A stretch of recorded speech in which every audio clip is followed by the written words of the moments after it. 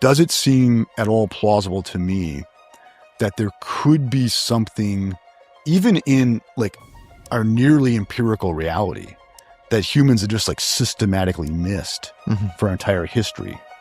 You're a professor of philosophy who has dared to reconcile some ancient philosophy with UFOs. I think a lot of people, have heard of Plato's Republic or the cave analogy or, the myth of but they don't really have a ton of context as to who Plato was, why he did what he did.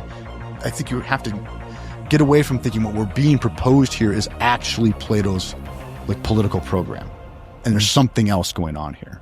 If there's a push and a pull outside of the cave or whatever, is the UFO some sort of pulling technology? Because you talk about this where it's this thing that it busts all of your priors. Yeah, it would seem there has to be somebody outside of the cave doing this. Like somebody has to, from the perspective of enlightenment, be pulling us through.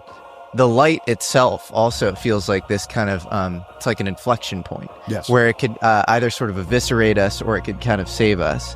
It's like, does something super unprecedented happen when we discover, the myth makers? When we develop the perceptive apparatuses through high energy output or through some sort of ascended consciousness to like see who's like messing with us. Yeah. And does that just unravel reality?